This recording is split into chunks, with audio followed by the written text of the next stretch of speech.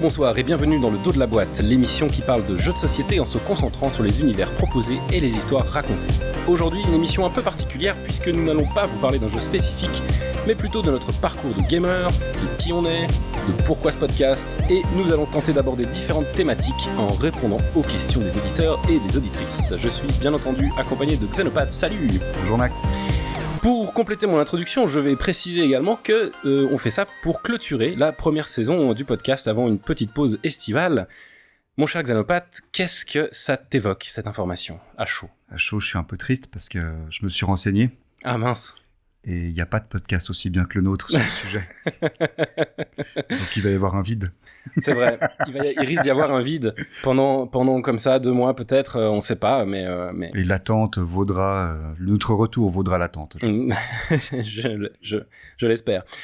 Aujourd'hui donc, je n'ai pas de dos de la boîte à lire, pas de matériel à découvrir, on n'a pas ce genre de choses, donc on va découvrir simplement les questions que vous nous avez posées, en fait, ces dernières semaines. Mais avant d'aller là-dessus, j'ai préparé un petit édito de qualité supérieure. Oh.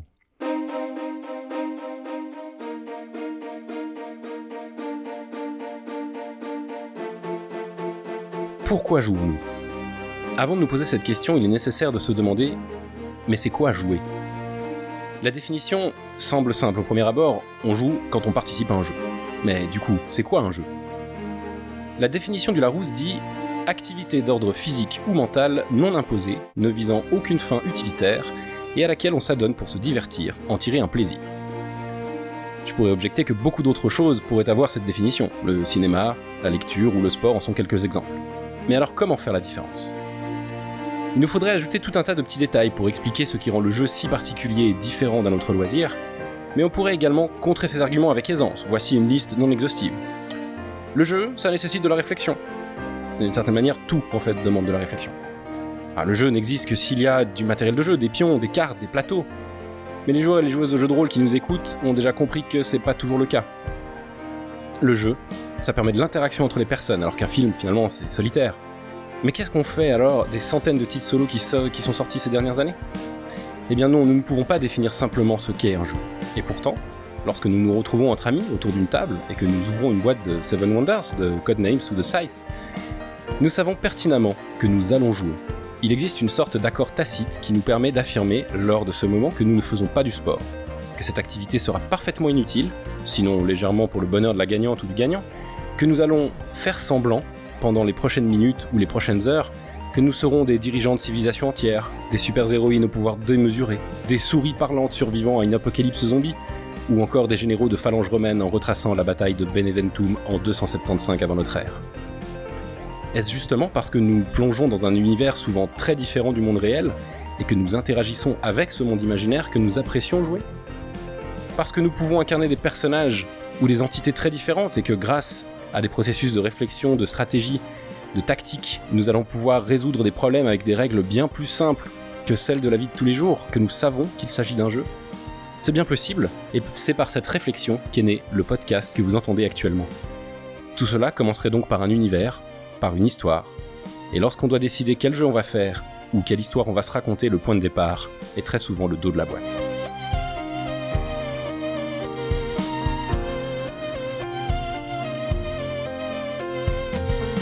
Et c'est un petit peu la réflexion de comment est né ce podcast.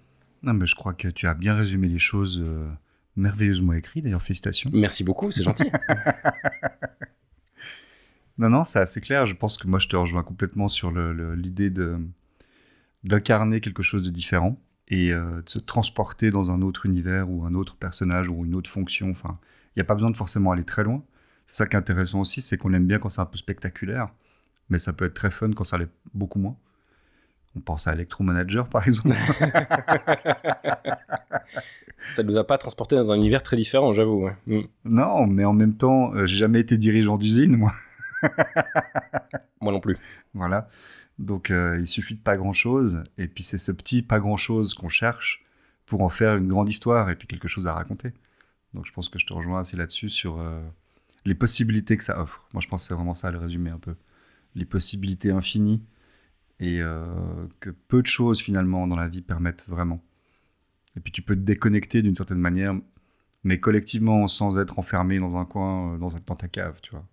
Oui, alors pas seulement, hein, comme je le disais, on a des jeux solo aussi qui sont vraiment très bien conçus. Après, chacun son délire. Il y a des gens qui aiment pas jouer en dessous de 6, par exemple, ou des choses comme ça. En fait, il y a beaucoup de titres qui sortent tous les ans. Mm-hmm.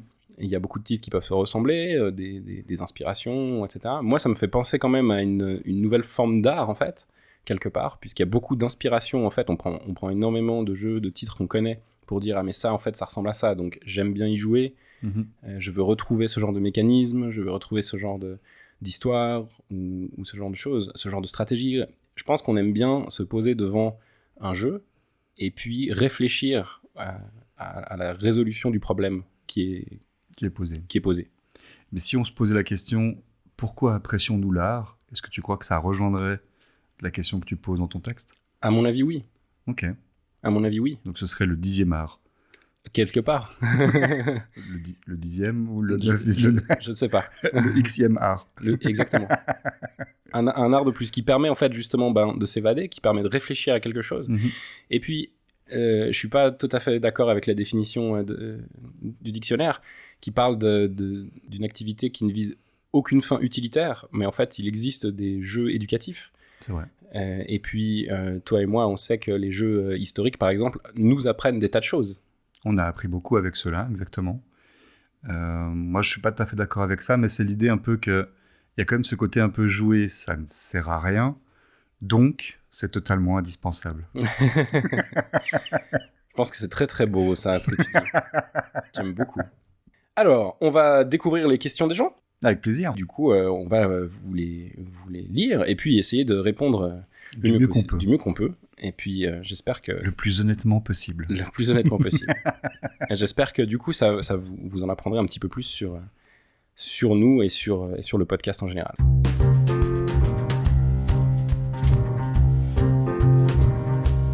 Alors, première question. À quand l'épisode sur Twilight Imperium ? Alors, réponse, jamais, bien sûr. Quel est ce jeu déjà ? Écoute, c'est un vague truc pas très connu. Non, effectivement, alors Twilight Imperium, c'est un jeu qu'on a très envie de faire, bien sûr. Évidemment. Mais il y a une grande contrainte à le faire, c'est que c'est mieux de jouer, si possible, à 6. Ouais. Bon, on pourrait jouer à 3, mais c'est quand même mieux à 6, et c'est un jeu qui est assez long. Et donc, raconter tout ce qui s'y passe dedans, ça pourrait prendre vraiment du temps. Ça ferait une vraie saison de podcast à raconter chaque tour. Mais en tout cas, c'est vraiment très épique. C'est vraiment un de ceux qui nous a le plus marqué. Donc c'est clair que ça fait envie, mais c'est vrai qu'il y a beaucoup de contraintes. Il y a beaucoup de contraintes, donc on risque pas de le voir de sitôt, je pense. Non, mais ça reste une sorte de rêve à faire quand même. Un jour, je pense qu'il faudrait qu'on essaye. Un jour, nous le ferons. Oui, un jour. Donc un jour peut-être pour répondre à la question. Deuxième question. Alors, un top 10 des jeux à prendre en vacances, point d'interrogation. À prendre en vacances, donc on peut imaginer que c'est un top 10, moi j'arriverai pas, mais ce sont des jeux faciles à transporter, j'imagine. Je pense. Donc moi Ça dépend les vacances que tu as. Alors c'est vrai que ça dépend des vacances, parce que par exemple, moi souvent je fais des vacances chez moi, je pars pas très loin, donc je pars dans mon salon. Ou chez un ami qui a une jolie maison. Un grand chalet pour pouvoir jouer. Alors ouais, effectivement, en général, on n'a pas besoin de prendre des jeux. Alors non, je conseille évidemment de prendre Gloomhaven parce que c'est très facile, tu vois. Dans la valise. Dans la valise. Moi, j'ai des petits titres, genre Palm Island, c'est un petit jeu de cartes. Ah oui. Pas besoin d'une table, donc voilà, c'est assez facile. Tu peux prendre aussi Seven Wonders Duel, Mr. Jack Pocket. C'est des jeux qui prennent vraiment pas de place en fait dans ton sac, donc tu peux en prendre 3-4 comme ça, et puis tu sais que tu pourras jouer partout, même dans le train. Ouais. Le principe, c'est ça. Je pense que c'est vraiment la taille de la boîte, plus que son dos. Et oui. Moi, j'ai noté par exemple aussi Blood Bowl Manager, enfin Team Manager. Ah oui. Qui est un jeu de cartes également, qui prend un peu plus de place, mais qui en fait, c'est que des cartes. Donc c'est assez sympa. Puis je l'ai déjà utilisé en vacances et ça marche. Par contre, il faut être plusieurs en vacances, sinon c'est moins drôle. Donc c'est tous des jeux... en fait, on aura envie d'en prendre d'autres. Mais très vite, on se rend compte qu'on est limité en place. Quand même. Oui. Bon, c'est vrai qu'après, si tu fais tes vacances à la plage, tu peux quand même pas jouer facilement à tout. Non. Mais je conseille aussi volontiers, c'est un petit peu lourd, mais la série des Sherlock Holmes, parce qu'en fait, justement, c'est juste des bouquins. C'est vrai. Donc en fait, comme c'est une sorte de livre dont vous êtes le héros, il n'y a pas besoin de place en fait. Ou tous les jeux de résolution d'énigmes en gros. Exactement, les escape games. En plus, génial l'escape game, parce que tu peux l'acheter sur place, ouais. tu peux le faire et le laisser sur place, tu l'as déjà fait. Donc, c'est vrai. Puis ça change un peu du mot croisé d'été, quoi. Voilà, c'est un peu différent. Ouais, c'est un peu Bah, différent. Ou le Sudoku, le catalogue de Sudoku Oui. infini. C'est Tout à vrai. fait. Donc des jeux avec assez peu de matériel, en tout cas, pour pouvoir jouer vraiment dans n'importe quelle situation. Il y en a plein. Difficile d'en faire un top 10, en tout cas. Est-ce que tu crois que nous parlerons un jour de ces jeux dans le podcast? Ah, c'est une très bonne question. Je sais pas. C'est difficile, en fait, parce que ce sont souvent des jeux qui sont tout petits ou qui racontent assez peu de choses. Alors, ça peut être marrant à faire, mais peut-être qu'on pourrait faire un épisode avec spécialité, avec plusieurs de ces petits jeux, en fait. Ouais. On aura Mais je pense en effet qu'on se suite. rejoint sur le fait que ces jeux-là racontent peu de choses, en fait. Donc par rapport à notre exercice, ils sont un peu hors norme, parce qu'ils sont pas... le dos de la boîte va pas être très intéressant, c'est pas ça l'intérêt. L'intérêt va plutôt être justement dans le côté pratique, mais pas tellement dans ce qu'ils racontent. Ouais. Je suis pas très sûr que les gens qui ont pris des jeux d'été comme ça puissent revenir en disant j'ai vécu un moment incroyable en jouant à Palm Island, tu vois. Alors, si c'est votre cas, n'hésitez pas à nous envoyer le Ah, mais titre tout à fait. et on le fera volontiers. Avec plaisir, avec plaisir. Parce qu'on les connaît clairement pas tous. Hein. Ouais. Question suivante. Quels sont les premiers jeux auxquels vous avez apprécié jouer? Alors, Xenopath, dis-moi. Les premiers jeux auxquels j'ai apprécié jouer, c'est surtout les premiers jeux qui existaient. Mais non, ceux auxquels j'ai apprécié jouer, moi j'ai quelques titres comme ça qui ressurgissent et qui, comme par hasard, font toujours partie de mes jeux préférés. Donc, je pense qu'il y a un lien un peu émotionnel assez fort.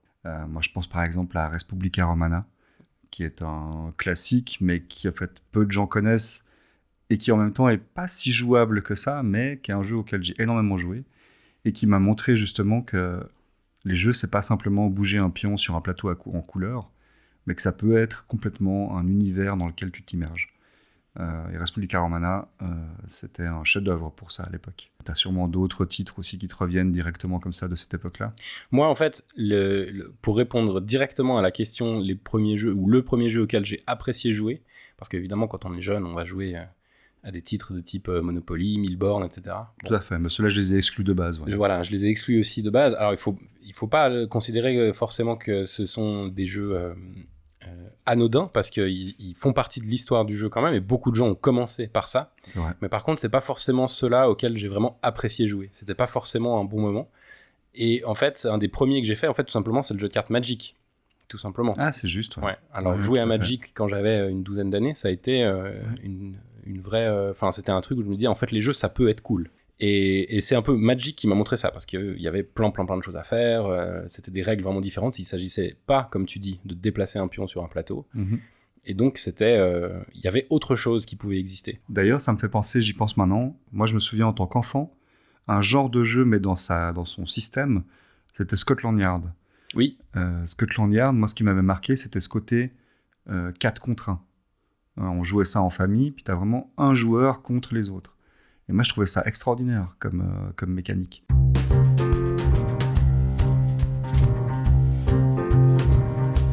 Alors, question suivante. Quand sortez-vous un party game d'eau de la boîte? Alors, je crois que tout le monde finit par sortir un jeu sur son émission ou sur sa chaîne YouTube. Toutes les émissions célèbres en ont un. Voilà, finalement... ce serait justice. Ça serait justice. Mais en fait, alors... À mon sens, je ne pense qu'on ne pourrait pas, pour une raison simple, c'est qu'on ne saurait pas du tout quoi mettre au dos de la boîte. C'est pas bête. Le dos de la boîte du dos de la boîte. Ah non, mais t'imagines, moi je serais paniqué en fait. J'aurais peur que quelqu'un dise non, mais franchement, ils critiquent les dos de boîte, mais en fait, ils savent pas en écrire un mieux, tu vois. En même temps, on peut se dire qu'au bout d'un moment, à force de lire des dos de boîte, on sait quand même en écrire un. Est-ce que tu crois que cette règle fonctionne? Je suis pas sûr. Je suis pas sûr. Tu sais, les critiques de films sont pas forcément de bons réalisateurs. Hein. C'est vrai, t'as raison. Non. Alors, question suivante. Avec quelle personnalité réelle ou imaginaire voudriez-vous jouer? À quoi et pourquoi? Xenopath. Ah, c'est une bonne question. La première réponse qui m'est venue, en fait, c'est il y a des jeux qu'on aime bien puis qu'on a beaucoup joué. C'est des jeux historiques, justement, t'en parlais avant.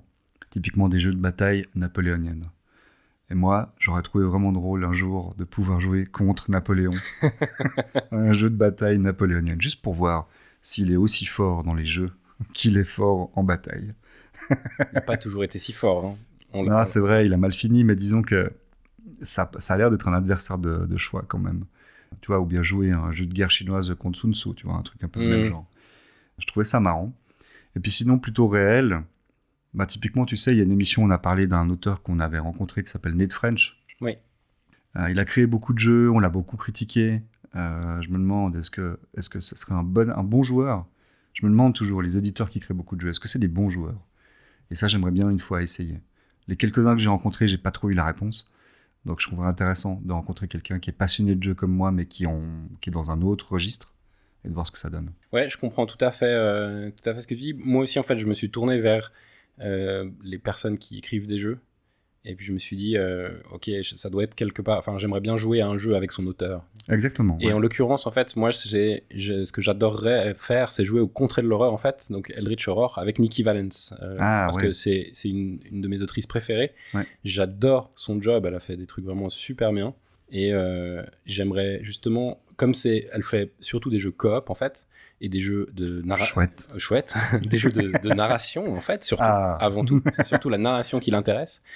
Moi, je me dis, se raconter une histoire avec elle autour de la table, ça doit être grandiose. Mais après, j'ai une deuxième réponse quand même. Je pense que, puisque ça marche aussi avec les personnalités imaginaires, je pense que j'aimerais bien jouer avec Gandalf à la guerre de l'anneau.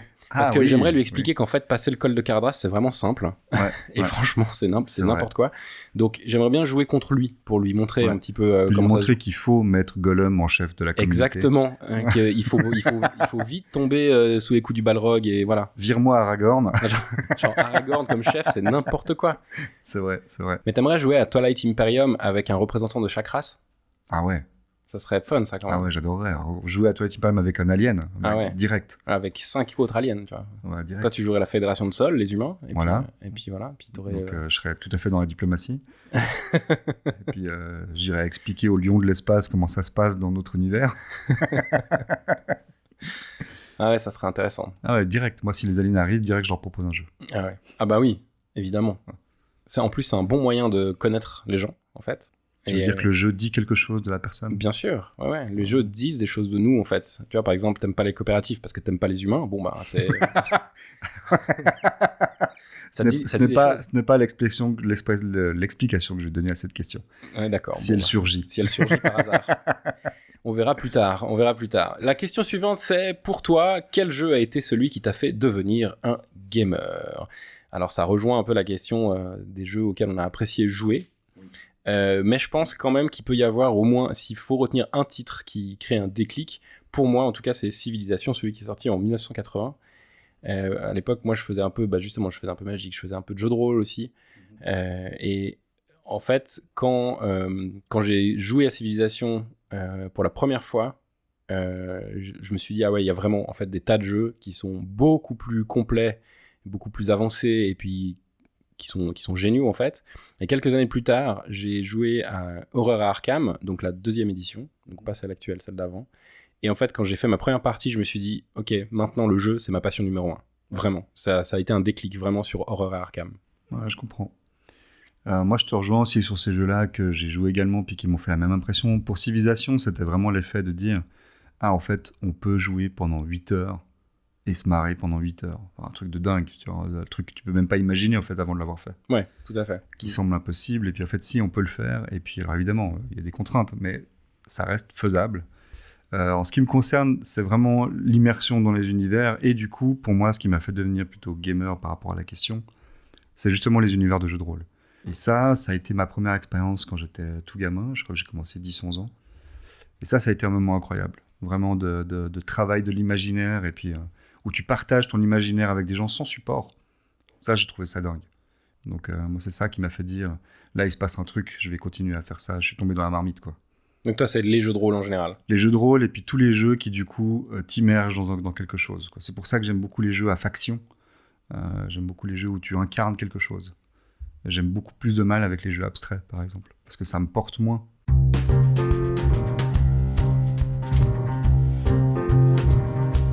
Question suivante. Quel est le jeu que vous voudriez tester mais trop difficile à faire ? Parce que trop de personnes à réunir, le jeu est trop rare, le jeu est trop long, etc. etc. Alors, une réponse très simple, ce sera Seven Wonders avec Patrice. Parce que c'est trop difficile à faire, à mon avis.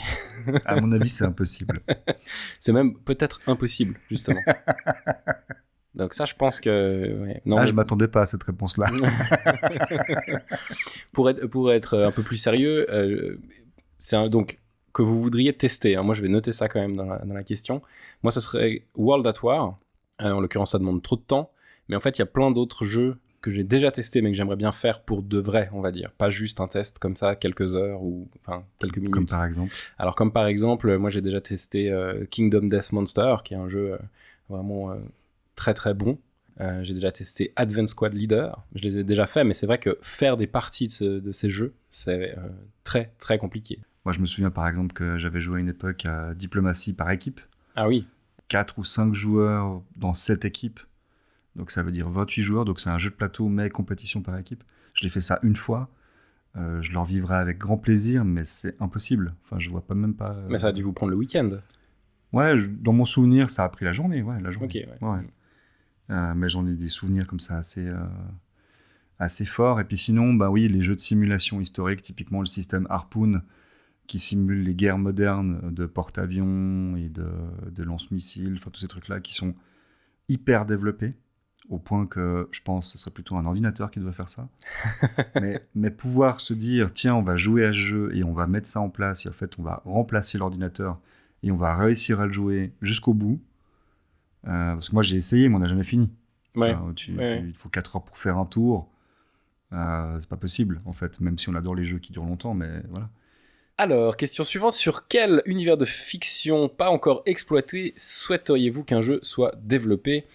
Très simple. Très simple. Mass Effect. Mass Effect. Voilà. Rien d'autre. Je pense qu'il n'y a même pas besoin de développer notre réponse. Franchement, je me demande même pourquoi c'est pas encore fait. Moi, je parle, attention, d'un vrai jeu parce qu'il y a eu un risque Mass Effect. Non, ça compte pas. Hein. Ça compte pas. Non, on parle d'un vrai jeu. Non, puis un Monopoly Mass Effect, ça compterait pas non plus. Non, on est bien d'accord. Pas un jeu avec un skin Mass Effect, mais un vraiment... vrai jeu qui nous transporterait dans l'univers comme l'a fait cette trilogie. Et ouais, ce serait dingue. Alors, ensuite, une autre question. À quel personnage, clan ou race d'un jeu que vous aimez vous identifiez-vous particulièrement et pourquoi ? Xenopath. Alors, je ne sais pas ce que ça va dire de moi. Mais il se trouve que dans beaucoup de jeux que j'ai faits, à commencer par les jeux de figurines, mais ensuite même dans les jeux de cartes, ou même des fois dans les jeux vidéo, ou en tout cas dans plein d'univers différents, j'ai tendance à apprécier jouer une race qui s'appelle les orques. Les petits tout verts, là. Alors ça dépend des univers, ils sont des fois tout verts ou tout bruns. En gros, en général, ils sont plutôt agressifs et un peu chaotiques, comme ça. Ah ouais, bah oui, je comprends ce que ça dit de toi. Vas-y, je t'écoute. Agressif et... comment t'as dit ? Voilà, justement. Une des raisons, je pense, parce que je me suis posé la question, je me suis dit, pourquoi est-ce que j'aime jouer les orques ? Une des raisons, je pense, c'est que dans les univers où je les ai découverts, c'est des univers assez sérieux, comme l'univers de Warhammer 40 000, par exemple, ou même l'univers du Seigneur des Anneaux. Mais en général, même dans le Seigneur des Anneaux, ça fait partie de ceux qui amènent une dose d'humour dans leur univers. Dans ces univers sérieux, tout d'un coup, les orques vont apporter quelque chose d'absurde par leur comportement, par leur croyance, enfin, ça dépend un peu de l'univers, comment c'est développé. Et ils amènent toujours un peu une espèce d'autodérision. C'est comme s'ils prenaient moins au sérieux le reste de l'univers que, par exemple, un elfe. L'orque, lui, il va un peu tout balancer, puis voir ce que ça donne. Et moi, j'aime bien ça. C'est pas tellement le côté agressif. Et toi donc ? Alors, et moi donc, moi, en fait, tout simplement, ce sont les humains. Les humains. Les humains. Ouais. Les humains de base. Les humains, comme toi et moi, jusqu'à preuve du contraire, on est toujours des humains. Et en fait... Jusqu'à preuve du contraire. Alors, donc ils sont présents à peu près dans tous les univers, dans tous les jeux, vraiment. Il y a des humains à peu près partout. C'est vrai. C'est assez rare qu'il n'y en ait pas. Et en fait, moi, ce que j'aime bien chez eux, c'est ils excellent en rien du tout. Ils sont juste un peu moyens. C'est vrai. Ils sont juste un peu nuls. C'est des petites choses fragiles. Et qui, pourtant, ils rivalisent avec des trucs qui les dépassent complètement. Okay. Donc moi, ça me parle beaucoup dans les jeux Cthulhu, parce que je pense que vous avez compris que j'aime bien Cthulhu. Ah bon ? Oui. J'adore le fait que, justement, ce soit juste des pauvres petits humains qui n'ont rien de particulier, qui ont vraiment juste leur cerveau, en gros, pour essayer de se battre. Et en fait, ils vont déjouer des plans cosmiques, interstellaires, etc. J'adore ça. Je trouve que dans tous les univers où il y a des humains, ils peuvent quand même rivaliser, et ça, je trouve beau, alors qu'en fait, on a envie de jouer les autres, vraiment. Instinctivement, tu as envie de jouer ceux qui sont plus classes. Souvent, on n'a pas envie de jouer les humains. Souvent, on n'a pas envie de jouer les humains. L'idée est justement de devenir quelqu'un d'autre. Être humain, on l'est déjà. Moi, j'aurais plutôt tendance à vouloir prendre autre chose que les humains. C'est rigolo. Mais qu'est-ce que ça dit de toi, alors, de vouloir faire les humains? C'est que en fait, je me sens bien dans mon corps. Hein, Ouais, c'est tout à fait, c'est assez beau. Peut-être que moi, ça veut dire autre chose, mais ça veut aussi dire, par exemple, que du coup, si je fais le corollaire de ça, ça veut dire que t'aimes pas trop, par exemple, les humains qui deviennent des super-héros. Typiquement, moi, c'est souvent ceux qui n'ont pas de pouvoir qui m'intéressent. Moi, j'aime beaucoup Iron Man, j'aime beaucoup Batman. C'est des gens qui n'ont pas particulièrement de pouvoir magique. Ouais, mais qui sont plus intelligents et plus... Ouais, exactement. Bon, Ok. Batman, il est super riche, surtout. Ouais. Mais... Il est assez mais- intelligent aussi. Ouais, c'est vrai, il est assez intelligent. Mais du coup, c'est ça, c'est le truc de non, ils vont céder de leur technologie, on va dire, Ouais. pour faire quelque chose, alors que quelqu'un comme Thor, qui a des pouvoirs magiques, ça m'intéresse moins. Voilà. Je Oui, trouve de base, moins- c'est un dieu, donc forcément, Ouais, il triche un peu, quoi. il triche un petit peu, ouais. Ouais. Il triche un peu, puis c'est un peu, bon, bah c'est facile aussi. Ouais. Alors que face à l'adversité, comment justement, avec juste 3 batarangs, tu vas faire. Alors, il faire faudrait que quelque j'en chose. parle à mon psy, mais moi, j'aime bien l'idée de jouer un dieu.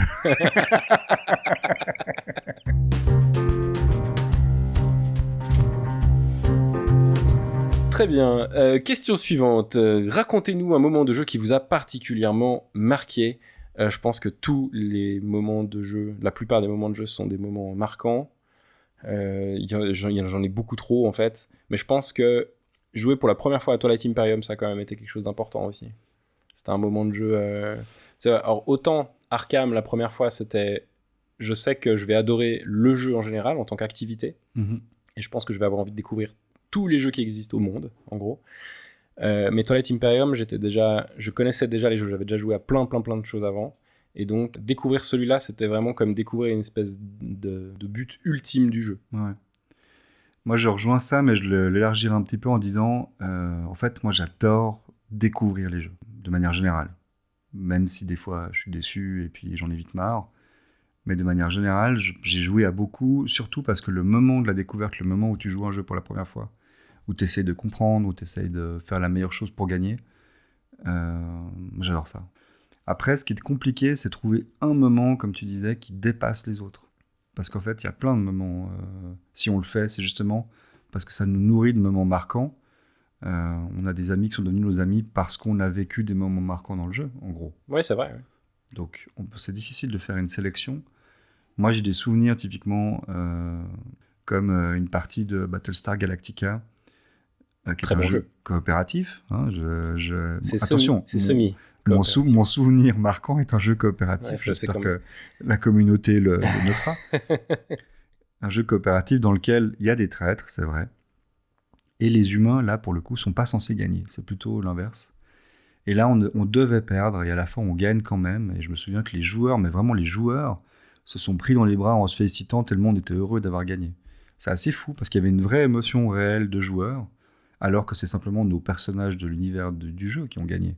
Tu vois, nous, on n'a pas risqué notre vie, quoi. Et comme je disais à la question précédente, c'est les humains. Exactement, beaucoup le plus côté fort de gagner avec les des humains. Oui, c'est sûr que gagner en tant que Silon, c'est moins fun, ça on est d'accord. Mais le côté trahir tes amis, ça c'est génial. Oui, voilà. Donc, il faut pas que tu dises que c'est un jeu coop, hein, c'est un semi-coop. Il y a le mot coopératif dedans sur le dos de la boîte, j'en suis Ouais, sûr. ouais. Mais alors, moi j'ai une question en fait. Ah. Raconter justement des moments de jeu, est-ce que finalement c'est si intéressant que ça quand on l'a pas vécu? C'est-à-dire que quand on n'était pas autour de la table Ouais. et que tu racontes à quelqu'un d'autre, ça va plus loin que la question posée, mais est-ce qu'en fait ça serait pas un peu chiant de raconter quelque chose que t'as pas vécu? Je pense qu'il y a un énorme risque. Il y a un énorme risque parce qu'en fait, il faut vraiment savoir raconter. Parce que en ayant bossé dans des magasins comme toi tu le fais maintenant, et puis moi je l'ai fait avant toi aussi, on rencontre beaucoup de joueurs qui viennent nous raconter leur partie, des moments marquants pour eux, réellement marquants, tu vois, tu sens que le gars il a vécu un truc fort. Mais quand tu sais pas raconter, c'est comme quand un enfant te raconte une blague. Il y a un moment donné où il faut que ça s'arrête. Tu vois, il y a un moment donné où en fait t'es pas pris dedans, il y a que lui dans son univers, lui il en rigole d'avance, mais t'es pas pris dedans et du coup ça devient vraiment ennuyeux, ouais. Donc je pense que si tu sais raconter, ça peut être génial, mais faut pas en abuser. Et il y a un risque énorme qui est celui de perdre complètement ton auditoire qui va te prendre juste pour un taré. Un peu comme nous dans notre exercice du dos de la boîte, on a cette difficulté de décrire un jeu sans le montrer. Tu vois ? Mais du coup, est-ce qu'on n'est pas un peu chiant, nous, à raconter nos histoires? Alors je pense que certains pourraient le dire. Les gens honnêtes diront certainement pas du tout, diront le contraire. Non, mais tout à fait, c'est les risques qu'on a pris. C'est qu'on sait que c'est un exercice compliqué de raconter un jeu. Et c'est ça qui nous intéresse justement, En tout cas, en ce qui me concerne, je pense que... Ah ouais, c'est pour ça qu'on fait cette émission.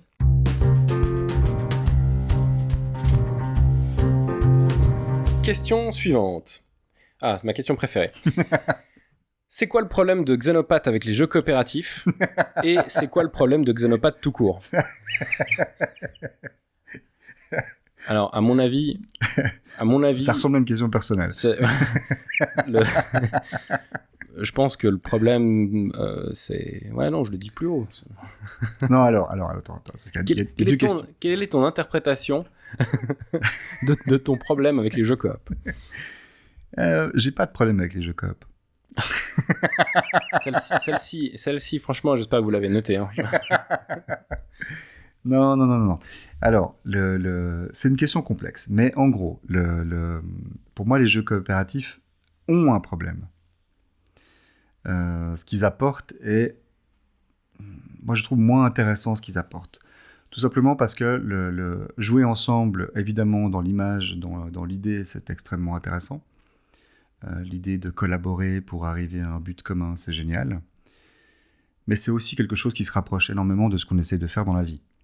Tu vois, c'est quelque chose moi dans la vie, je suis plutôt je me considère plutôt comme quelqu'un qui a besoin de vivre au milieu d'un troupeau. Un troupeau. Un troupeau, ouais, tout à fait. Un troupeau de gens. Très bien. Je travaille en équipe, j'ai plein de potes, enfin tu vois, il y a un truc comme ça. L'idée, c'est quand même de faire des trucs ensemble. Oh, mais t'es en confrontation avec ta hiérarchie. Oui, mais bien sûr. Mais simplement, l'idée, c'est d'être en confrontation ensemble. Enfin, il y a vraiment quelque chose de très fort comme ça sur vivre les choses ensemble en allant dans le même sens que les autres. Je ne suis pas en confrontation avec les gens qui sont au même niveau que moi. Dans le jeu, justement, ce qu'on disait au début sur le fait qu'on cherche quelque chose de différent, à vivre des situations, des univers dans lesquels qu'on ne vit pas au quotidien, pour moi, le jeu coopératif, en fait, il n'apporte pas grand-chose de neuf. Il apporte quelque chose d'assez faible. Parce que c'est justement l'occasion de rentrer en confrontation avec des gens qu'on ne quittait jamais en confrontation, le jeu. Travailler avec eux, travailler avec tes potes, faire un truc ensemble, ok. En plus, pour moi, les jeux coopératifs sont assez linéaires, assez plats, quoi. À la fin, tout le monde gagne, c'est l'école des fans. C'est pas mon émission préférée. Je vois. En fait, moi, je pense à quelque chose. Il y a un jeu qui a eu 2 éditions qui s'appelle Mansions of Madness. Ouais. La première version, donc, il y avait un joueur contre tous les autres. Ouais. Okay, donc, il y avait une sorte de maître de jeu, quelque part. Exact. Et la deuxième édition n'utilise plus le maître de jeu, utilise à la place une application pour représenter, en gros, les événements. Mais ça pourrait marcher avec un paquet de cartes. Hein. Là, je dis c'est une application, mais ça pourrait vraiment être un paquet de cartes, un livre d'histoire, peu importe. Ouais. Ça n'a pas tellement d'importance. Et moi, je me dis, en fait, cette deuxième édition est quand même bien meilleure. Non. Ah si, vraiment, parce que taper sur quelqu'un n'est pas forcément nécessaire pour avoir la narration et l'aventure ensemble. Alors, les jeux coopératifs n'empêchent pas la narration, bien au contraire. Parce qu'au contraire, quand tu vis quelque chose ensemble, tu participes à en général, ça raconte plus de choses. Ça raconte plus de choses. Puisque tu n'es pas en train de cacher des informations aux autres joueurs. Justement. Mais le fait de cacher... Par exemple, moi, les jeux coopératifs que je préfère, c'est ceux dans lesquels il y a un potentiel de traître. Pas ceux dans lesquels il y a forcément un traître, mais dans ceux dans lesquels il y a une possibilité qu'il y ait quelqu'un qui ne soit pas dans le même mouvement. Je trouve que ça apporte un suspense, une différence, enfin un enjeu qui est beaucoup plus grand que simplement savoir qu'on est tous ensemble contre le jeu. Parce que moi, je peux m'arrêter de jouer, le jeu il continue, tu vois. Quelqu'un va jouer à ma place, c'est pas grave. Je ne suis personne en plus dans ce jeu-là. Bon, tous les jeux coopératifs ne sont pas bons non plus. Alors certes, c'est le cas de le dire. Alors c'est un bel euphémisme. Non, je suis d'accord qu'en fait, le jeu coopératif a révélé d'autres problèmes en fait parmi les joueurs où on a découvert en fait avec cette mode, on a découvert qu'en fait effectivement ça peut générer chez certaines personnes en fait le syndrome de l'alpha player qui joue à la place de tout le monde. En fait. C'est ça. Donc effectivement, ça génère des problèmes. Et mais nul n'est indispensable dans un jeu coopératif. Quelque part, mais pas tous. Il y a quand même des jeux qui justement essayent d'enlever ce syndrome-là et qui essayent de réfléchir en tout cas à ce mécanisme. Je dis pas qu'ils réussissent forcément, mais il y a des jeux qui essayent justement de... tu sais, on a joué, je pense à Space Cadets par exemple. Ouais. Space Cadets, c'est un jeu pur coopératif, mais les joueurs font pas du tout la même chose. Exactement. Et chaque j'adore joueur... Space Cadets. Exactement. En fait, chaque joueur est vraiment indispensable au jeu. Par exemple, j'ai adoré Yggdrasil. Et c'est vrai que t'as adoré Yggdrasil. J'ai adoré Yggdrasil. Pourtant, on aurait pu jouer à ta place. Vous auriez pu jouer à ma place. D'ailleurs, il paraît que j'ai pas fait grand-chose dans la partie. Ouais. Ce qui est totalement absurde. Non, mais j'ai adoré Yggdrasil pour d'autres raisons. Pour son plateau en 3D, pour les personnes avec qui on était, pour Donc il y a un contexte. Et pour moi, les jeux coopératifs, il y a trop de risques de tomber dans un truc hyper plat, un peu nul, dans lequel, en tant que joueur, je suis personne de plus que les autres. Après, il y a un autre effet qui vient se rajouter, c'est qu'il y a un effet de mode coopératif pour moi. Tu vois, les jeux coopératifs, ça n'existait pas quand on a commencé. Très peu. Ensuite, c'est devenu... Ils ont une qualité, les jeux coopératifs, c'est qu'ils ont ouvert le monde du jeu, de société, au grand public. Donc ça a ouvert le jeu. Donc ça, j'aime bien. Mais pour moi, ensuite, il y a eu un effet de mode, une surenchère, qui fait qu'en gros, j'ai l'impression aujourd'hui qu'il n'y a plus que des jeux coopératifs. Et moi, ça me provoque une espèce de réaction de rejet, comme ça, un peu, en disant, en fait, parce que tout le monde aime ça, je vais m'en désintéresser. Il y a aussi cet effet-là. Ah, d'accord, donc tu fais de l'anticonformisme. Je fais de l'anticonformisme primaire, exactement. Tout à fait. Et aussi parce que je trouve qu'en général, ça va pas très loin, les jeux coopératifs. C'est coopératif, donc c'est génial. Non, comme tu dis, il y a plein de jeux coopératifs nuls. Non, alors effectivement, pas forcément. Mais disons que moi, j'ai pas forcément de préférence, en fait, entre les jeux coop, pas coop. T'avoue. Pour moi, c'est un peu... ce qui m'intéresse vraiment, c'est le dos de la boîte, en fait. C'est l'histoire. Ouais. L'histoire que ça raconte. Et à quel point je me sens embarqué dans l'histoire. Arkham Horror m'entraîne dans son histoire, mais Twilight m'emmène dans son histoire. Twilight Imperium aussi. Et ben, c'est bizarre que pour toi, ce soit un leitmotiv, tu vois, vraiment, tu te dis, ah non, c'est coop, donc je vais pas aimer. Il y a beaucoup de chances que j'aime pas. Mais en fait, c'est assez rare, les moments où je me dis, c'est un jeu coopératif, j'ai apprécié. Il y en a quelques-uns, mais globalement, je me rends compte que ceux que j'ai appréciés, moi, j'adore les jeux semi-coopératifs, c'est-à-dire une équipe contre une autre, plusieurs joueurs contre un seul, c'est-à-dire où il y a une forme de coopération. Moi, j'ai envie d'un enjeu supplémentaire que juste on est tous ensemble, c'est génial. Tu vois, pour moi, ça, c'est trop basique. Ça me convient pas. Et ça veut pas dire que je peux pas les apprécier, mais c'est vrai que je pars avec une réticence. Parce que aussi, je suis dans mon rôle de j'aime rien, tu vois. Ah oui, non, mais bien sûr. Alors, c'est pas un rôle qui a été décidé. Si jamais vous nous écoutez puis vous vous dites, ah d'accord, en fait, ils avaient tout scripté. Non, il est comme ça dans la vie. Hein. C'est pas vrai. D'ailleurs, c'est quoi le problème de Xenopathe tout court pour la suite de la question? Oui, c'est ça. Je veux dire que mon principal problème, c'est que j'ai très mal choisi mes potes. Vu les questions qu'ils me posent. Alors, attention, c'est pas que tes potes qui t'ont posé ces questions. Hein. Ah non? Non, il y a aussi des gens qu'on connaît pas. Ouais, mais c'est pas eux qui m'ont demandé ça. Non, celle-ci, en effet pas. Mais je trouvais cette question pertinente, il fallait la mettre. Non, j'ai aucun problème particulier, si ce n'est que, bien sûr, je suis exigeant, voilà.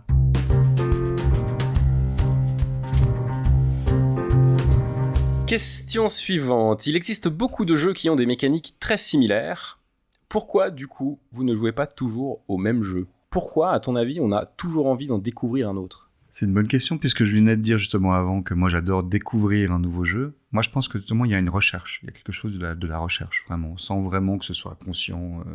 Mais il y a l'idée que les possibilités sont énormes, il y a peu de chances qu'on ait fait un jour le tour des possibilités. Par contre, il y a toujours la possibilité qu'on tombe sur quelque chose d'incroyable auquel on n'avait pas pensé. Et à chaque fois que tu découvres un nouveau jeu, tu as ce potentiel-là. Tu as ce potentiel tout d'un coup de découvrir le mélange de techniques, d'inspiration, qui fait le truc magique, tu vois. Ouais. En faisant le même tout le temps, évidemment, l'avantage c'est que tu rôdes le truc et puis que tu sais, tu vas plus loin dans le développement. Ça, c'est vrai que c'est intéressant. Il y a plein de jeux auxquels on joue où on se dit il faudrait y jouer plusieurs fois pour vraiment le... Oui, d'ailleurs, c'est un des défauts, entre parenthèses, du podcast, c'est que nous, on fait qu'une seule partie à chaque fois. C'est ça. La plupart du temps, c'est pas des jeux qu'on a fait beaucoup. Enfin, ouais. Ça dépend lesquels. Mais... Et puis on se rend bien compte qu'en faisant qu'une seule partie, notre avis... il est moyennement objectif. Bah oui, fatalement. On assume. Mais évidemment, il ne nous donne qu'un aspect du jeu, qui est l'aspect de la première rencontre, de la première impression. C'est clair. Oui. Mais en même temps, si on parlait de tous les épisodes du même jeu, est-ce que tu crois que ce serait un podcast vraiment bien ?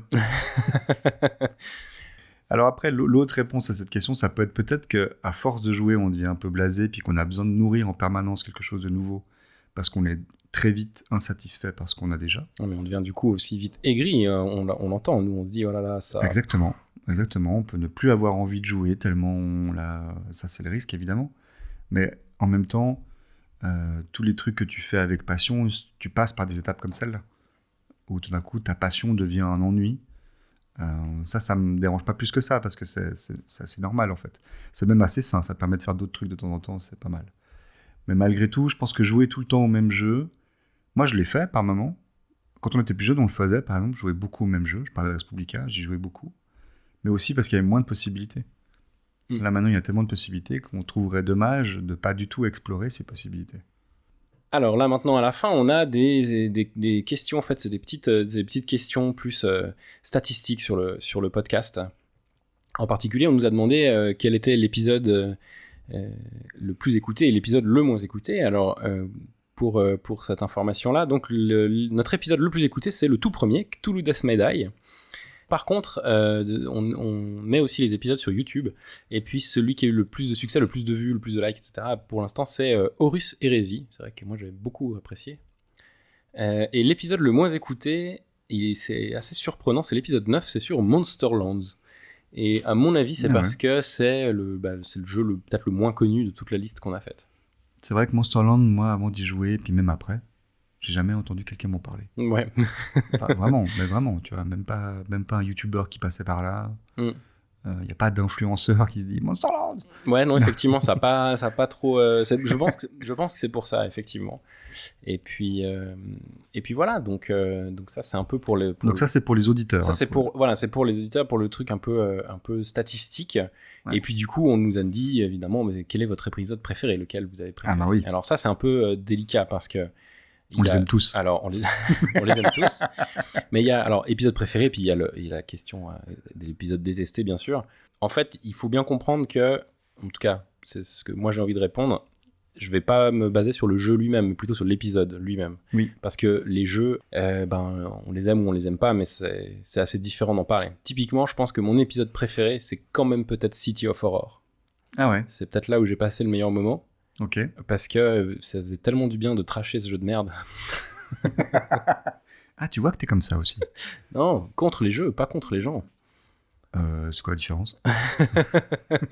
Il y en a un, c'est en carton et pas l'autre. Non, tu trashes un auteur, l'auteur qui est derrière le jeu, tu vois, c'est très malsain. J'ai un top 3 en fait, de mes épisodes préférés. En fait. Donc voilà. Donc il y a City of Horror. Il y a Yggdrasil, parce que c'était le premier épisode avec un invité. Donc j'ai vraiment beaucoup apprécié ça. Et quel invité, qui plus est. Et Outer Rim, parce que à la fois et la partie était super et l'enregistrement était génial, parce qu'on a vraiment passé beaucoup de temps. On a coupé quand même pas mal parce que c'était long, mais on avait beaucoup de trucs à raconter. Enfin, c'est l'histoire qui nous a été le mieux racontée, je dirais, de toute cette saison. Ouais, moi je te rejoins sur Outer Rim parce qu'en fait j'ai adoré le montage que t'en as fait. Avec les petites musiques. Avec la musique, avec la partie qui était géniale, l'histoire racontée. On a finalement, en fait, l'épisode que je préfère, c'est si on a le moins parlé du jeu. Tu vois, vraiment, c'est drôle, quoi. Mais c'est vrai que ça a généré quelque chose dans le résultat et dans le vécu que je trouve extraordinaire. J'ai adoré les épisodes, le premier épisode avec un invité, mais aussi les suivants. Le concept d'avoir un invité, j'ai vraiment aimé ça. Même si j'adore ces moments qu'on passe ensemble, hein, mais l'invité, je trouve, rajoute vraiment quelque chose d'intéressant. Et puis, mon préféré, ça joue entre Outer Rim, puis moi, Horus Heresy aussi, où le jeu, je l'aime beaucoup, et puis j'ai beaucoup aimé ce qu'on en a fait. Donc, notre partie était super en plus. Donc, la partie était géniale, elle était épique jusqu'au bout, enfin voilà, c'était... Ah d'ailleurs, ça me fait penser, moi aussi, j'ai une question. Alors attends, avant que tu aies une question... Que je la garde. Garde-la. Pour l'épisode qu'on préfère le moins, moi, ce serait Electromanager. Ouais. Electromanager parce que, pour la petite histoire, pour le dos de la boîte, on a même hésité à le publier. Ouais. En fait, quand on l'a écouté, on s'est vraiment dit, mais est-ce que vraiment on dit quelque chose ? Est-ce que ça vaut la peine ? Est-ce que ça vaut la peine ? Parce que franchement, c'est vide. Et on a pris le risque de le faire, parce que pour nous, c'était un risque. Ça ressemblait à un risque, en tout cas. Et moi, j'ai adoré le moment où des auditeurs sont venus vers nous en disant « J'adore cet épisode ». Il y a même des gens, c'est leur épisode préféré. Leur épisode préféré, tu vois, genre complètement waouh. Ah bon. Et il est plutôt bien classé dans le top des C'est extraordinaire et je suis du coup très content qu'on l'ait quand même publié parce qu'on a vraiment hésité. Mais pour de vrai, on était sur le point de le faire. En se disant, non, assumons ce qu'on fait, on verra bien.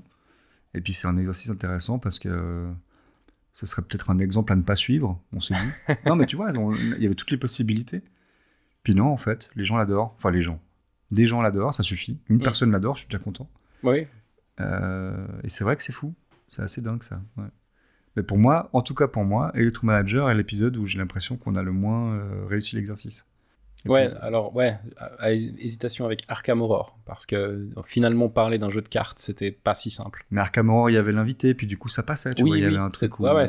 C'était quand même cool, mais c'est vrai que pour pour l'aspect dos de la boîte, c'était quand même plus compliqué. Ouais, c'était compliqué. On aurait dû réfléchir à ça. Le format était pas... D'ailleurs, c'est un truc dont on pourra parler après aussi, à quel point notre podcast a évolué dans le temps. Ouais, tout à fait. Tu vois, on n'est plus tout à fait dans le même schéma. Enfin, on n'est pas à chaque fois dans le même schéma, en tout cas. Je peux poser ma question? Bien sûr, oui, je t'écoute. Moi, j'ai une question personnelle. Hein. Bien sûr. Qu'est-ce que ça fait de perdre tout le temps? Alors, figure-toi que j'y prends beaucoup de plaisir. C'est beau, ça. Ouais, j'y prends beaucoup de plaisir parce que je vois à quel point toi, tu prends tellement de plaisir à gagner. Non. Et tu vois, je suis tellement un bon ami, en fait, que je veux pas te vexer. C'est que pour ça. Non, c'est pas que pour ça. J'essaie de trouver une excuse. Ça fait quoi de perdre tout le temps? C'est une bonne question. En fait, gagner ou perdre, pour moi, ça change vraiment. La plupart du temps, ça change absolument rien. Wow. J'ai des souvenirs de moments où j'ai été mauvais perdant, c'est-à-dire où j'ai vraiment très mal pris le fait de perdre. Mm-hmm. Et en fait, je pense que ces moments-là se comptent sur les doigts d'une main dans toute ma vie. Okay. Vraiment, ça, la plupart du temps. Alors, je me suis déjà, par contre, bien ennuyé pendant les jeux, ça c'est clair. Oui. Je vais pas compter ça. Hein. Ouais. Donc ça, c'est des sales expériences de joueurs parce que on s'ennuie, il se passe rien. Okay. Ouais. Moi, je parle vraiment de moments où j'aurais pu gagner, où vraiment j'ai détesté perdre. C'est genre, il y a 3-4 moments dans ma vie. Sinon, franchement, la plupart du temps, je trouve que l'expérience vécue tous ensemble, elle dépasse tellement ce concept de gagner ou de perdre, que si le jeu est bien fait pour moi, en fait, justement, ça n'a plus d'importance. Et pourtant, dans les jeux même compétitifs, je vais vraiment tout faire pour essayer de gagner, parce que le but, c'est justement qu'on soit tous autour de la table les meilleurs possibles pour décrocher... Pour l'intérêt du jeu. L'intérêt du jeu, c'est justement... un joueur qui démissionne, ça gâche. Exactement, ça n'a aucun intérêt.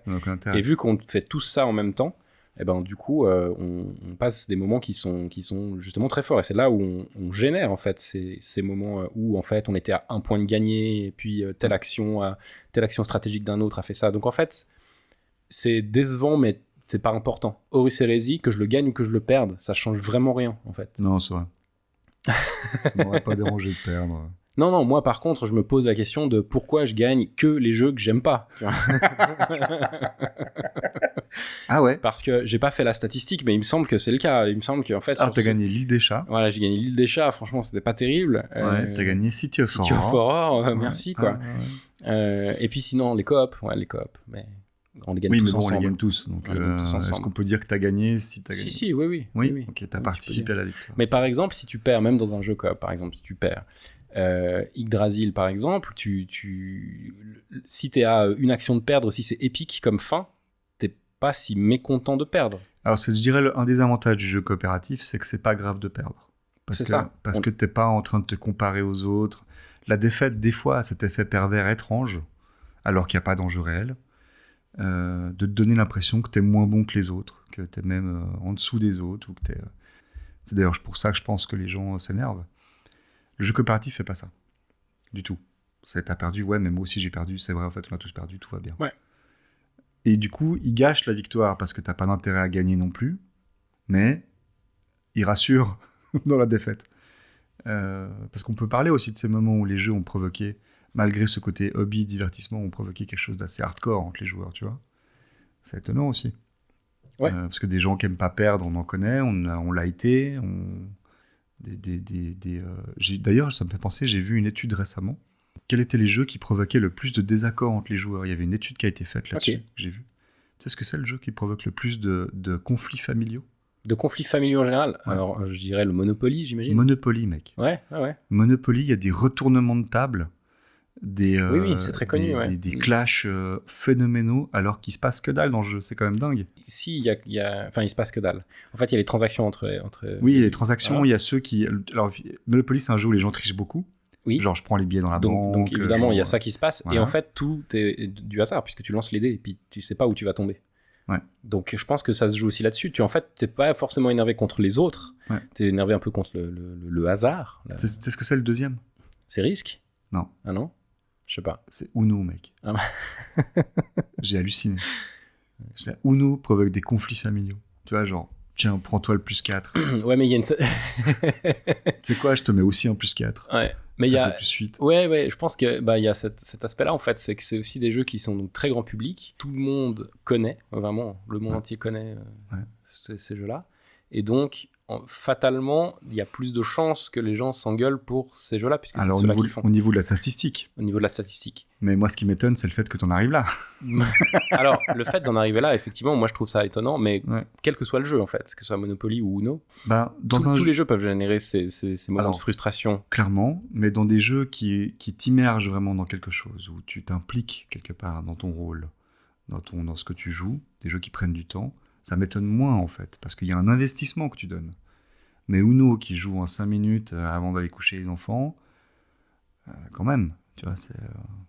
Ouais, je suis d'accord, c'est étrange. C'est étrange que tu n'aies pas ce détachement en te disant, en fait, que les enfants pètent un plomb. Normal, c'est l'apprentissage du truc.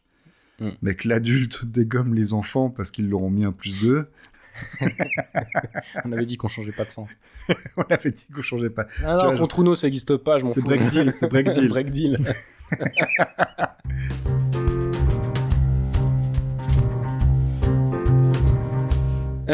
Il est temps de se poser la question suivante. On n'a plus de questions. Merci de nous en avoir posé autant. Merci. Qu'est-ce qu'on... Bon, on a parlé pas mal du podcast. Qu'est-ce qu'on envisage pour la saison prochaine ? Déjà, il y a une saison prochaine. Alors, on espère. On espère, mais on va tout faire pour. En principe, on va faire pour. J'aimerais bien continuer avec le concept d'invités. J'ai bien aimé les invités. J'ai bien aimé le fait qu'ils amènent un jeu. J'aimerais bien qu'il y ait plus d'invités. Ouais, j'aimerais bien aussi, ouais. Mais bon, il y a des problèmes logistiques, techniques, enfin voilà. Oui, parce qu'on apprend un peu sur le tas. Ouais, alors nous, en termes de radio, on est totalement novices. Mais disons que j'aime bien cette idée-là. J'aime vraiment bien cette idée-là, je pense qu'on va rarement se passer d'invités. Ensuite, on va continuer de parler de jeux. Maintenant, est-ce que j'aimerais bien aussi qu'on développe des thématiques autour du jeu, tu vois, comme on l'a fait un peu aujourd'hui sur, comme tu disais, pourquoi on joue. J'aime bien ça, un peu la théorie d'aller au-delà, en fait, vraiment l'envers du décor de l'envers du décor. Les idées derrière l'idée de jeu, enfin tout ça, moi j'aime bien ce que ça génère chez les joueurs et tout. Ouais, je pense que c'est aussi ça qui était, dont il était question quand on parlait de faire ce podcast au début.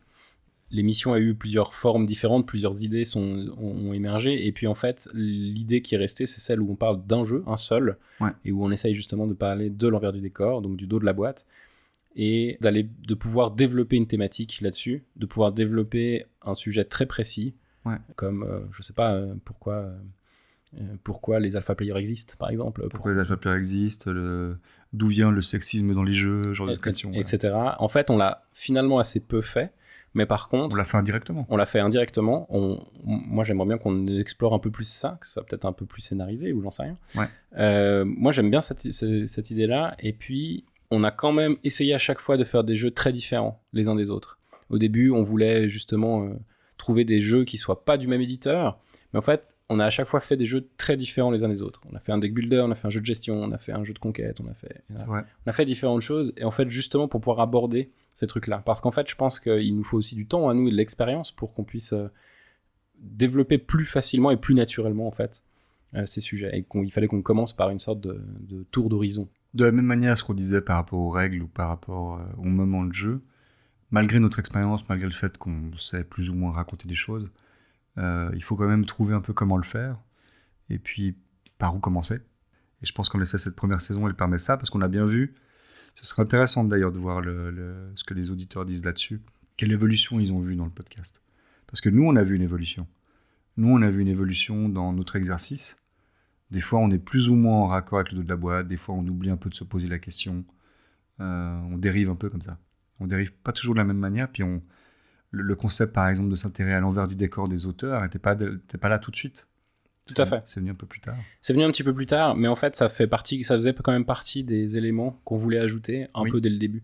C'est-à-dire que ça s'appelle le dos de la boîte. Il y a des gens qui ont dit quand même, mais du coup, vous faites pas le lien avec le dos de la boîte. Et en fait, ça s'appelle le dos de la boîte pour faire un prétexte en fait à le lire, mais en fait surtout parce qu'on veut parler, comme je disais, de l'envers du décor. On veut parler au sens large, au sens très large du terme en fait.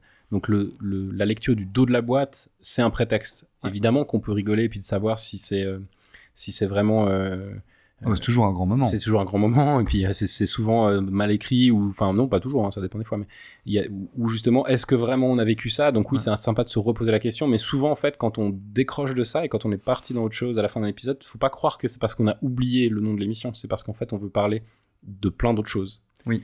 Et donc c'est pas forcément... Ça ouvre en fait la discussion. Exactement. Ouais. Et puis juste revenir sur le dos de la boîte qui dit un truc en particulier et dire bah en fait non, ça a pas fait ça. Bon, l'intérêt est vite limité aussi. Moi, j'ai eu une question à l'oral cet après-midi, qui d'un ami en fait qui écoute puis qui m'a dit: est-ce que vous allez continuer dans la saison 2 à être méchant avec les jeux? Alors, bien sûr, j'ai répondu qu'il y avait que toi. Oh. Ah ouais. On est méchant avec les jeux. Bah justement, en fait, ça m'a interpellé. Je me suis dit non, mais pas tant que ça. Mais il y en a plein qu'on a aimé. Oui, il y en a plein qu'on a aimé. Mais c'est rigolo quand même parce que du coup, ça donne l'impression qu'on n'aime pas trop. Alors, un des éléments qu'on avait relevé avant de se lancer, c'était que on voulait pas être simplement des reviewers qui aiment tout. Oui, ça c'est sûr. On voulait pas faire simplement ce jeu est génial, c'est le meilleur jeu de ma vie. Même si nous on adore les jeux et justement parce qu'on les adore, on sait pourquoi on les aime pas. Il y a des trucs. Enfin, on peut expliquer des trucs qu'on n'aime pas. Et puis je pense que c'est normal de pas aimer des trucs, puis même d'avoir envie d'aller plus loin et de faire mieux. Moi je trouve ça plutôt bien. Mais c'est vrai qu'il y a le risque aussi de rien aimer. Je crois pas qu'on fait ça. Non, je pense qu'on est un petit peu... Même moi. Même toi, on est un peu entre deux. Donc on va continuer, oui, à être méchant avec les jeux qu'on n'aime pas, et être très gentil avec les jeux qu'on aime beaucoup. Aussi. Puis ça n'empêche pas de rire... Puis parfois on fera l'inverse. On sera gentil avec les jeux qu'on n'aime pas, très méchant avec les jeux qu'on aime.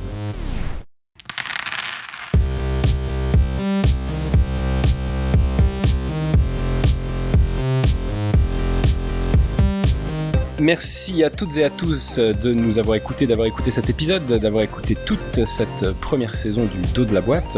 On espère que cette longue discussion vous aura tout de même plu.